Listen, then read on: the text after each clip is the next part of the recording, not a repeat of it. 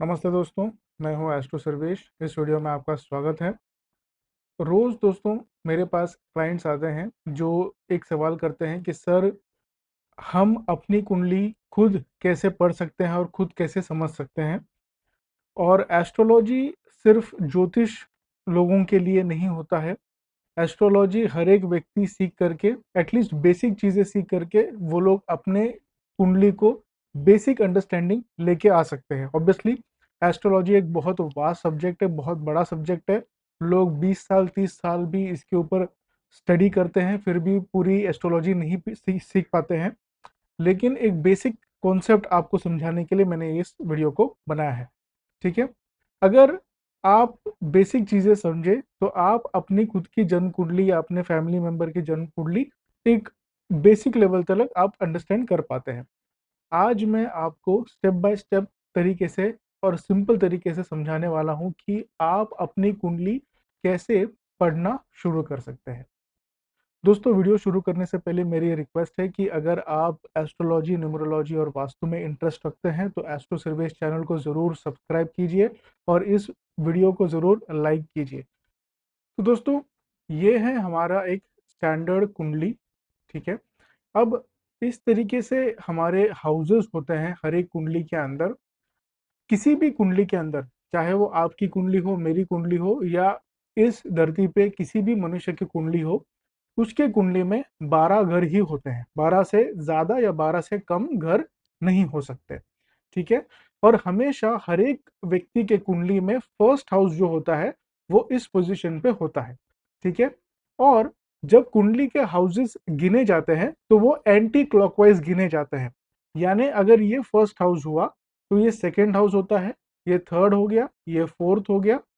ठीक है, ये फिफ्थ हो गया, ये सिक्स्थ है, ये सेवेंथ, ये एट्थ, ये नाइन्थ, ये टेंथ, ये 11th और ये 12th हाउस।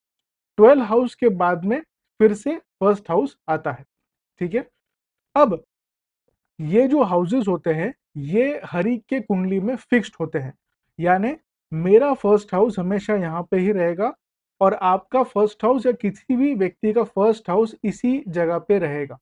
ठीक है, किसी का भी हाउस का पोजीशन कभी भी चेंज नहीं होता है। चेंज होता है सिर्फ उसका राशि और उसका प्लेनेट। ठीक है, तो राशि क्या होती है और प्लैनेट क्या होता है वो हम समझेंगे, लेकिन आपको ये बेसिक हाउस का जो कॉन्सेप्ट है ये क्लियर हो जाना चाहिए कि 12 घर होते हैं।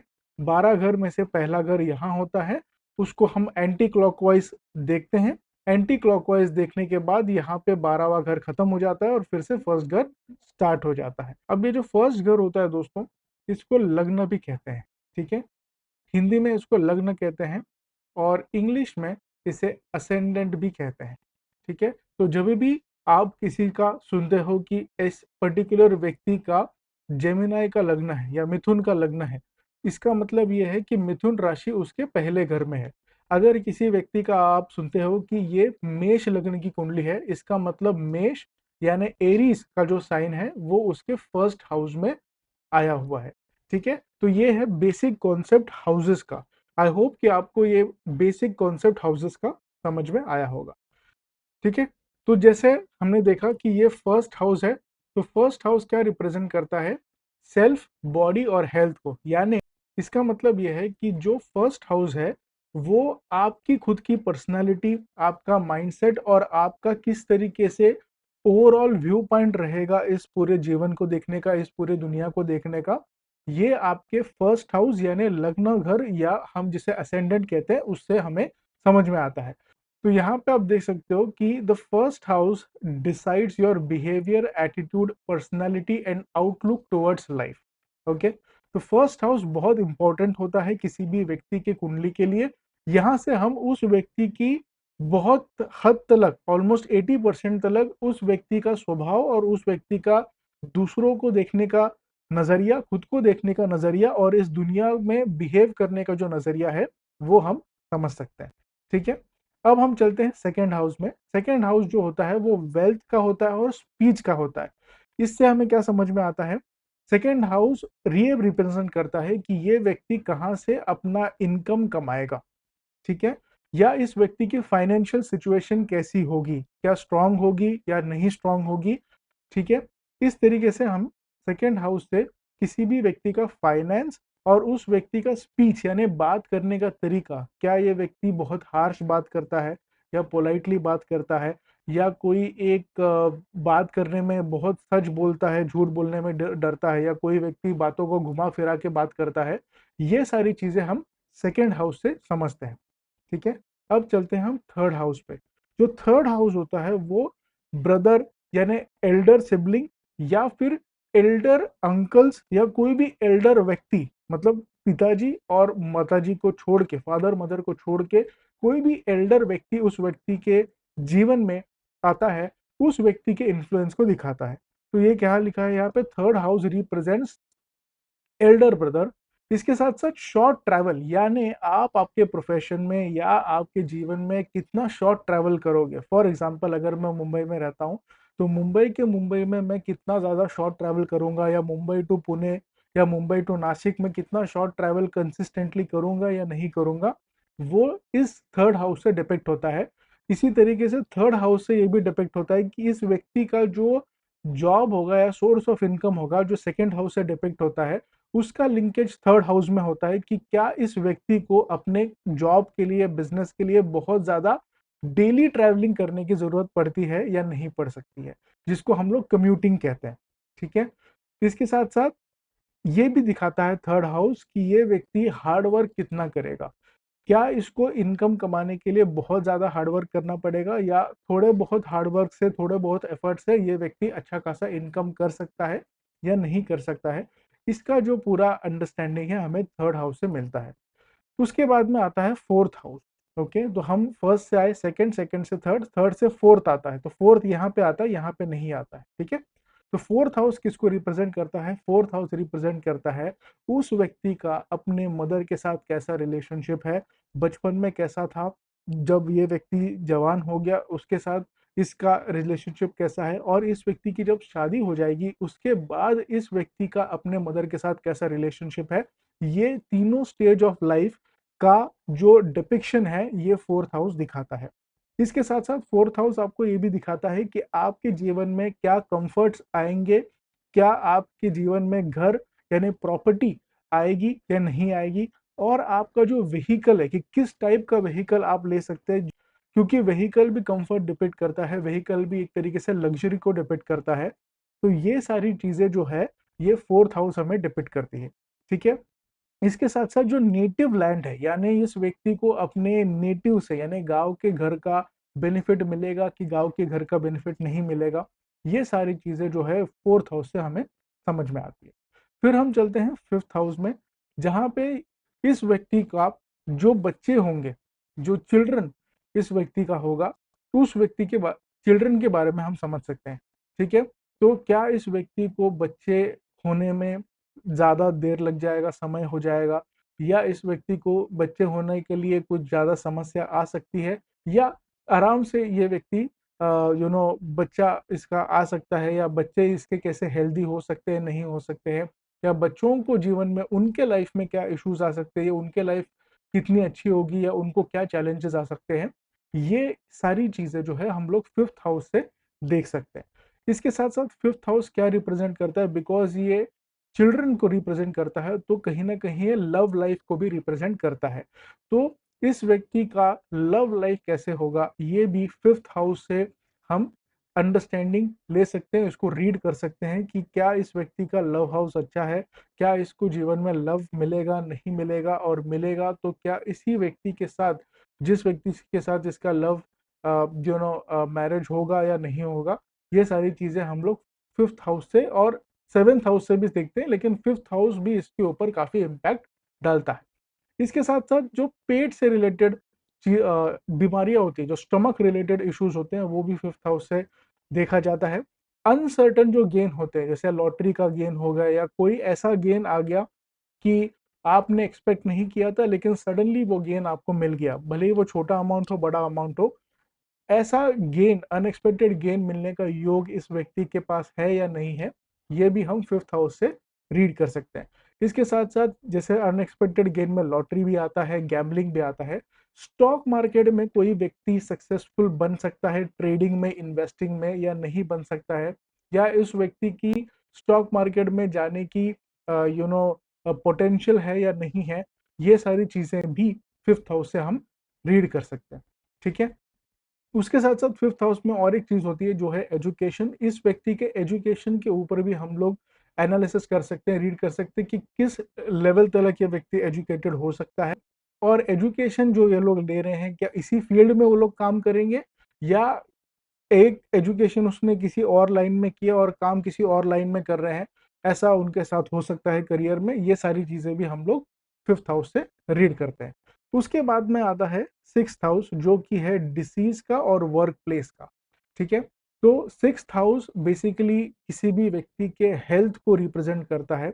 हेल्थ तो फर्स्ट हाउस भी रिप्रेजेंट करता है, जो कि ओवरऑल हेल्थ है, लेकिन स्पेसिफिक अगर किसी व्यक्ति को डिसीज प्रोन व्यक्ति है, तो किसी को समझो फॉर एग्जांपल, किसी व्यक्ति को अचानक से सर्दी हो जाती है, जिनको सर्दी का प्रॉब्लम ही रहता है कंटिन्यूअसली, या किसी व्यक्ति को नी का प्रॉब्लम है, या किसी व्यक्ति को बैक पेन का प्रॉब्लम है, या किसी व्यक्ति को अगर बहुत क्रॉनिक डिसीज हो सकते हैं, जैसे ब्लड कैंसर हो गया या ब्रेन ट्यूमर हो गया। इस तरीके से इस तरीके के जो बहुत ही गंभीर बीमारियां, जो सीरियस बीमारियां हैं, क्या इस व्यक्ति को हो सकती है, नहीं हो सकती है, जो सिक्स्थ हाउस में बैठे हुए प्लैनेट्स है उनके एनालिसिस से हमें समझ में आता है कि इस व्यक्ति को डिसीज क्या हो सकता है, अगर हो सकता है तो कौन से डिसीजेस आ सकते हैं। ठीक है। इसके साथ साथ वर्क प्लेस जो होता है, वर्क एनवायरनमेंट जो होता है किसी भी व्यक्ति का, वो भी हम लोग सिक्स्थ हाउस से अंडरस्टैंड कर सकते हैं। क्या ये व्यक्ति एक प्लेजेंट वर्क एनवायरनमेंट में काम कर पाएगा, या इसका वर्क एनवायरनमेंट बहुत कॉम्पिटिटिव होगा, हेक्टिक होगा, टॉक्सिक वर्क एनवायरनमेंट होगा। ये सारी चीजें भी सिक्स्थ हाउस से हम लोग अंडरस्टैंड करते हैं।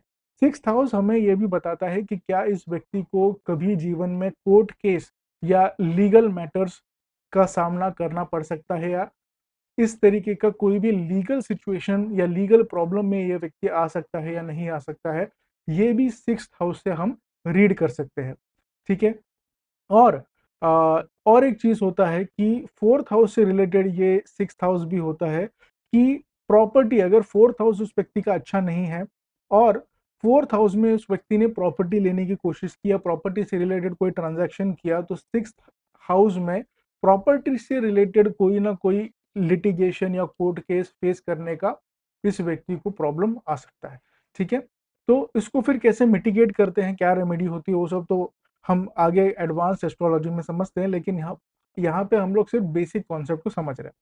अब चलते हैं हम लोग सेवेंथ हाउस में। सेवेंथ हाउस बेसिकली बहुत इंपॉर्टेंट हाउस होता है, जो होता है मैरिज का, आपके स्पाउस के बिहेवियर का, आपके स्पाउस का जो हेल्थ होगा, आपके मैरिज किस तरीके से होगी, रिलेशनशिप किस तरीके से होगा, मैरिज होने में डिले होगा या मैरिज जल्दी हो जाएगी, मैरिज होने के टाइम पे क्या प्रॉब्लम आ सकते हैं, और मैरिज होने के बाद क्या आपका मैरिज अच्छा चलेगा या मैरिज टूट जाएगा, या तो इमोशनल डिवोर्स हो सकता है, या फिर डिस्टेंस वाइज डिवोर्स हो सकता है, या फिर लीगल डिवोर्स हो सकता है, या फिर मैरिज बहुत अच्छा चलेगा, या फिर मैरिज पूरा जीवन भर हैप्पीली मैरिड रहेंगे। ये सारी जो चीजें होती हैं उसकी रीडिंग जो होती है वो सेवेंथ हाउस से किया जाता है। ठीक है। एक एग्जांपल मैं बताता हूँ, अगर किसी व्यक्ति का शनि सेवेंथ हाउस में है, तो ऐसे व्यक्ति का 33 के एज में बाद ही शादी होती है। आप देखोगे 95% केसेस में अगर किसी व्यक्ति का शनि सेवेंथ हाउस में है, तो उसको शादी करने के लिए बहुत प्रॉब्लम होता है, स्ट्रगल होता है। शादी करते समय भी उसको बहुत इश्यूज आते हैं, और शादी होती भी 33 के एज के बाद में ही है, और एक बार हो जाती है तो फिर ठीक है। अगर सिर्फ शनि है उसके कुंडली में, और अगर उसकी जो हस्बैंड या वाइफ का जो कुंडली है उसके सेवेंथ हाउस भी फेवरेबल है, तो फिर शादी ठीक चलती है। वरना ऐसे व्यक्ति को फिर बाद में भी इश्यूज आ सकते हैं शादी के बाद। अगर किसी का केतु सेवेंथ हाउस में है, तो ऐसे व्यक्ति का 90% चांस है कि शादी के बाद में डिवोर्स होने के इश्यूज, या तो लीगली डिवोर्स होने के भी चांसेस बहुत ज्यादा होते हैं अगर किसी व्यक्ति के सेवेंथ हाउस में केतु है। तो सेवेंथ हाउस बहुत इंपॉर्टेंट होता है मैरिटल लाइफ के लिए और ओवरऑल फैमिली लाइफ के लिए। ठीक है। उसके साथ साथ ये भी डिपेंड करता है कि आपके बिजनेस के जो पार्टनरशिप्स हैं वो कैसे चलेंगे। तो अगर किसी व्यक्ति का सेवेंथ हाउस स्ट्रांग है, तो वो व्यक्ति बिजनेस पार्टनरशिप अगर करता है और उसका जो पार्टनर है उसका भी कुंडली मैचिंग हो जाता है, तो ये लोग बिजनेस पार्टनरशिप बहुत अच्छा कर सकते हैं, बिजनेस को बहुत बड़े लेवल तक लेके जा सकते हैं और एक बिजनेस एम्पायर अपना अच्छा बना सकते हैं। लेकिन अगर किसी व्यक्ति का सेवेंथ हाउस में मेलेफिक प्लैनेट है, यानी ऐसे प्लैनेट्स हैं जो उनको नुकसान दे सकते हैं, तो इस तरीके के व्यक्ति का बिजनेस पार्टनरशिप करना बिल्कुल भी एडवाइजेबल नहीं होता है, क्योंकि ये व्यक्ति अच्छे से अच्छे व्यक्ति के साथ, दूसरे अच्छे से अच्छे पार्टनर के साथ भी बिजनेस ओपन करे, या तो बिजनेस बंद पड़ जाएगा, या तो पार्टनर इनको चीट करके दूसरा बिजनेस स्टार्ट कर लेगा, या फिर ओवरऑल इनका जो है झगड़ा हो करके बिजनेस टूट जाएगा, बंद हो जाएगा। इसलिए सेवेंथ हाउस में अगर किसी व्यक्ति का शनि है या राहु है या केतु है, ऐसे लोगों ने बिजनेस पार्टनरशिप तो नहीं करना चाहिए। उसके बाद में हम आते हैं एट्थ हाउस में। एट्थ हाउस जो होता है वो होता है डेथ का और सडन अप्स एंड डाउन्स का ये हाउस होता है। इस हाउस को सीक्रेट नॉलेज या रिसर्च के से भी एसोसिएट किया जाता है। जैसे सीक्रेट नॉलेज क्या है, जैसे अकल्ट का जो नॉलेज है वो सीक्रेट नॉलेज होता है, ठीक है। उसके साथ साथ इस व्यक्ति को डिप्रेशन या मेंटल डिसऑर्डर हो सकता है या नहीं हो सकता है, और मेंटल स्ट्रेंथ कितना है इस व्यक्ति का, ये भी एट्थ हाउस से डिपिक्ट होता है। इसके साथ साथ इस व्यक्ति का जो डेथ है, कि डेथ कब होगी, कैसे हो सकती है, डेथ क्या सडन होगी या अच्छा खासा एज होने के बाद आदमी डेथ को प्राप्त होगा, मृत्यु को प्राप्त होगा।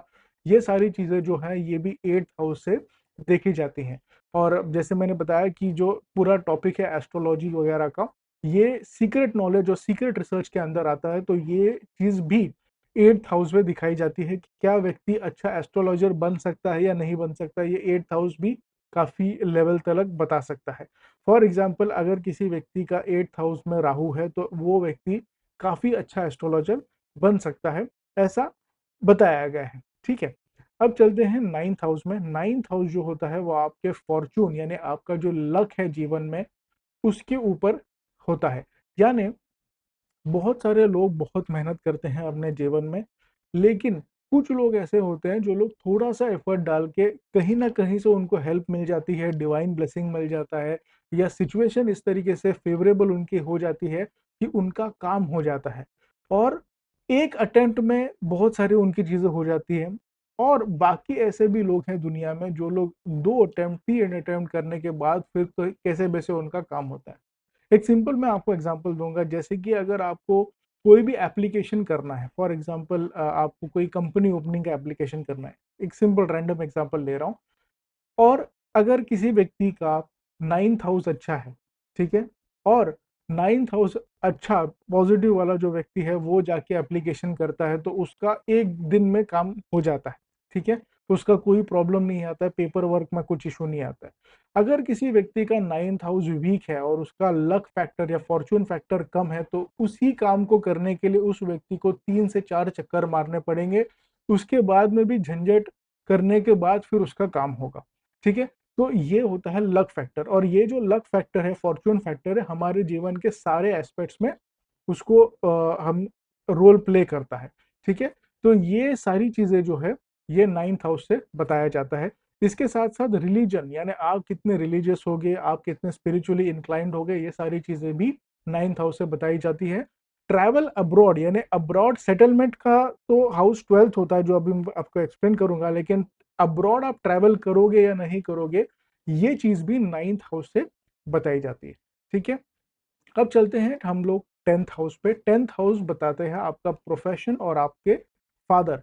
जो सेकेंड हाउस है वो आपका इनकम का प्रोपोर्शन दिखाता है, यानी आप कितना इनकम कमा सकते हो, कितनी इनकम कमाने की आपकी पोटेंशियल है, based on the planets on your second house. वैसे ही जो टेंथ हाउस है वो आपका प्रोफेशन भी बताता है, और आपके फादर के साथ आपका रिलेशनशिप और आपके फादर का भी फॉर्चून इसमें बताता है। तो टेंथ हाउस क्या दिखाता है कि आप कौन सा प्रोफेशन चूज करोगे, कौन सा करियर चूज करोगे, और आपके पास्ट लाइफ के कर्मा कैसे हैं वो भी टेंथ हाउस दिखाता है। और आपकी जो लाइफस्टाइल है, किस तरीके की लाइफस्टाइल आपकी होगी, क्या आपकी लाइफस्टाइल सिंपल होगी या आपकी लाइफस्टाइल लैविश होगी, ये सारी चीजें भी आपका टेंथ हाउस आपको बताता है। और जैसे मैंने आपको बताया कि आपके फादर का स्वभाव और आपका और आपके फादर का रिलेशनशिप कैसा होगा जीवन भर में, ये भी 10th हाउस आपको बताता है। 11th हाउस भी आपका इनकम के बारे में बताता है। ठीक है, जैसे सेकेंड हाउस है वैसे ही 11th हाउस आपका इनकम के बारे में बताता है, और ये आपके फुलफिलमेंट ऑफ डिजायर्स के बारे में बताता है। इसका मतलब क्या है? तो सेकेंड हाउस और 11th हाउस में सिर्फ इतना डिफरेंस होता है, सेकेंड हाउस आपका ओवरऑल वेल्थ के बारे में बताता है, यानी कि वेल्थ में आपके एंसेस्ट्रल प्रॉपर्टी भी आ गई।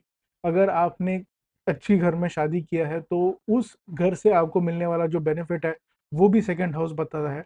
और आपका खुद का इनकम भी बताता है कि कितना इनकम और कितनी क्वालिटी ऑफ फाइनेंशियल स्टेटस आपका होगा।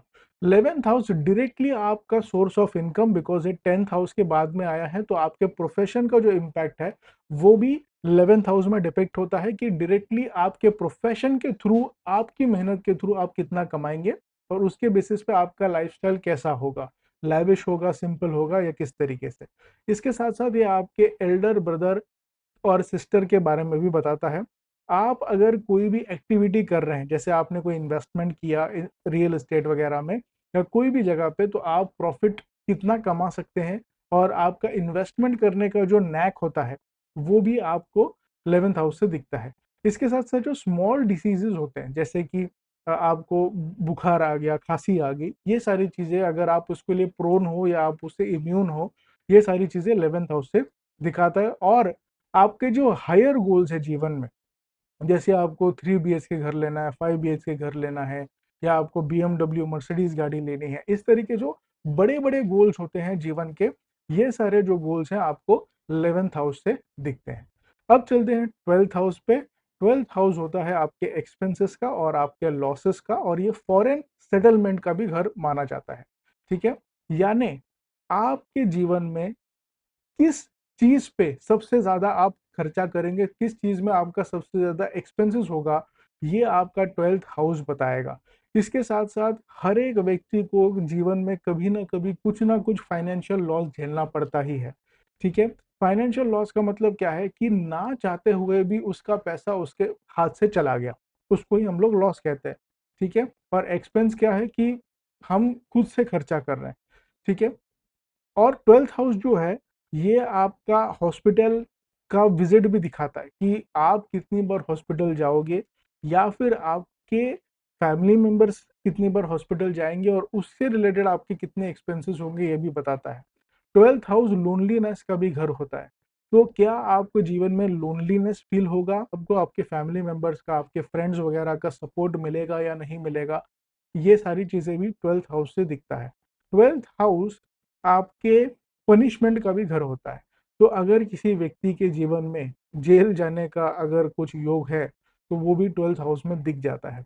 ठीक है, और तो जैसे मैंने यहाँ पे आपको बताया 9th हाउस में, कि 9th हाउस आपका ट्रैवल अब्रॉड दिखाता है, कि आप चले गए 10-15 दिन के लिए फिर वापस आ गए, तो वो ट्रैवल अब्रॉड दिखाता है। लेकिन जो 12th हाउस है वो आपके फॉरेन सेटलमेंट या फॉरेन जॉब की जो अपॉर्चुनिटीज है, ये सारे चीजों को 12th हाउस आपका रिप्रेजेंट करता है। अब हम सीखेंगे कि कौन से ग्रह होते हैं, कौन से प्लैनेट्स होते हैं हमारी कुंडली में।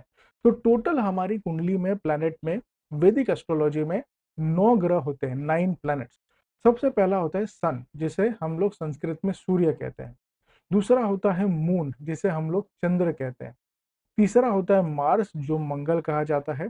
फिर होता है मर्क्यूरी, जिसे बुध कहते हैं। फिर होता है जुपिटर, जिसे गुरु कहते हैं। फिर होता है वीनस, जिसे शुक्र कहते हैं। एक होता है सैटर्न, जिसे शनि कहते हैं, जो सबसे फेमस है। और एक होता है राहु, और दूसरा होता है केतु। ठीक है, तो ये एक्चुअली संस्कृत नेम ही है दोनों। ठीक है, तो ये इस तरीके से 9 प्लैनेट्स हमारे होते हैं, जिनसे इस तरीके से 9 प्लैनेट, 9 ग्रह जो होते हैं वो हमारे वैदिक कुंडली में होते हैं। इसके बाद दोस्तों समझते हैं कि राशि क्या चीज होती है। तो सबसे पहले आता है मेष राशि, जिसे हम एरीज कहते हैं, और जो मार्स से गवर्न होता है। दूसरा होता है ऋषभ राशि, जो टॉरस जिसे इंग्लिश में कहते हैं, जो वीनस से गवर्न होता है। तीसरा नंबर पे जो राशि होती है, जो होती है मिथुन, जिसे जेमिनाई कहते हैं इंग्लिश में, और ये मर्क्यूरी से गवर्न होता है। चौथा होता है कर्क, जिसे कैंसर कहते हैं, और ये मून से गवर्न होता है। फिर होता है सिंह राशि, जिसे लियो कहते हैं, और ये सन से गवर्न होता है। सिक्स्थ आता है कन्या, जिसे वर्गो कहते हैं, ये मर्क्यूरी की राशि है। सेवेंथ है तुला, जिसे लिब्रा कहते हैं, ये वीनस की राशि है। एट्थ होता है वृश्चिक, जिसे स्कॉर्पियो कहते हैं, मार्स की राशि है। फिर आता है धनु, जिसे सैजिटेरियस कहते हैं, ये जुपिटर की राशि है। फिर आता है मकर, जिसे कैप्रिकॉर्न कहते हैं, ये सैटर्न की राशि है।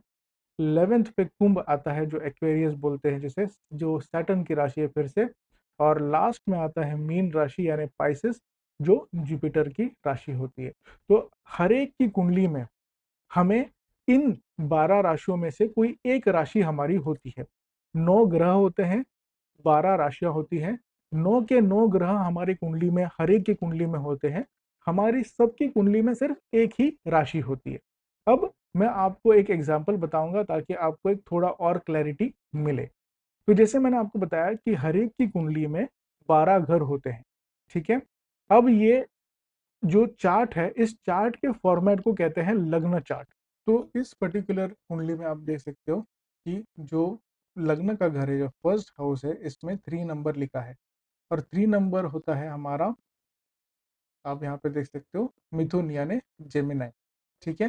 तो ये जो लग्न है वो आपका जेमिनाई लग्न या मिथुन लग्न की कुंडली है, ठीक है। तो इस तरीके से आपके फर्स्ट हाउस में जो भी नंबर लिखा होगा, इसका आप स्क्रीनशॉट ले सकते हो। अगर फॉर एग्जांपल आपका यहाँ पे 5 लिखा है, तो आपका सिंह यानी लियो लग्न की कुंडली है।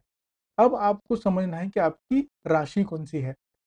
तो राशि आपको कैसे समझ में आएगा, जिस भी हाउस में, जिस भी घर में आपका मून है, उस घर का जो नंबर होता है वो आपकी राशि बनती है। तो यहाँ पे आप देख सकते हो कि मून जो है ये यहाँ पे है, और ये वाला जो हाउस है ये 12th हाउस है। और इस पर्टिकुलर हाउस में 2 नंबर लिखा हुआ है, यानी इस पर्टिकुलर व्यक्ति की जो राशि होगी वो 2 नंबर की राशि होगी। यानी कि वृषभ राशि यानी टॉरस वाला जो राशि है, ये इस पर्टिकुलर व्यक्ति की राशि होगी। तो आप अपने कुंडली में जाके देख सकते हैं, ये बेसिक चीज आपको समझ में आ जाएगी कि आपके जो 12 घर हैं उसमें से कौन से प्लैनेट कौन से घर में हैं, और आपका जो पहला हाउस है इसमें कौन सा नंबर लिखा हुआ है, तो उस राशि का आपका लग्न हो जाएगा। तो वो आपका लग्न हो जाएगा। यहाँ पे आप देख सकते हो ये वाला जो चार्ट है। और जहां पे भी, जिस भी घर में आपका मून है, उस घर के नीचे जो नंबर लिखा होगा, उस नंबर को आपको यहाँ पे देखना है। फॉर एग्जांपल एक एग्जांपल और लेते हैं कि 9 नंबर लिखा हुआ है आपके उस पर्टिकुलर घर में, जिस घर में मून है। तो 9 नंबर की जो राशि है वो धनु राशि है, तो आपका जो कुंडली है वो धनु राशि की कुंडली बन जाएगी। तो मैं आशा करता हूँ कि आपको बेसिक अंडरस्टैंडिंग आ गई होगी कि किस तरीके से आपको आपकी कुंडली समझनी है, कितने घर होते हैं, कितने ग्रह होते हैं, कितनी राशियां होती हैं। तो ये एक बेसिक अंडरस्टैंडिंग है। इतना आप अगर समझ जाएं तो धीरे धीरे आपका फाउंडेशन ऑफ एस्ट्रोलॉजी बन जाएगा। तो ये वीडियो आपको अच्छा लगा हो तो ज़रूर इसको लाइक कीजिए, एस्ट्रो सर्वेश चैनल को सब्सक्राइब कीजिए। और अगर आप कंसल्टेशन लेना चाहते हैं मुझसे एस्ट्रोलॉजी, न्यूमरोलॉजी और वास्तु से रिलेटेड आपके पर्सनल लाइफ के लिए या बिजनेस लाइफ के लिए, तो लिंक आपको डिस्क्रिप्शन बॉक्स में मिल जाएगा, या ऊपर दिए गए हुए व्हाट्सएप नंबर के ऊपर भी आप व्हाट्सएप कर सकते हैं। कॉल हम लोग अटेंड नहीं करते हैं, सिर्फ आप व्हाट्सएप अटेंड करते हैं। तो आप व्हाट्सएप कीजिए आपके कंसल्टेशन के बुकिंग के लिए, और हमारे जो रिप्रेजेंटेटिव है वो आपको कंसल्टेशन का बुकिंग की आगे के डिटेल्स आपको बताएंगे। तो चलिए, आशा करता हूँ कि आपको इस वीडियो में अच्छा नॉलेज मिला होगा, और मिलते हैं अगले वीडियो में। तब तक के लिए धन्यवाद।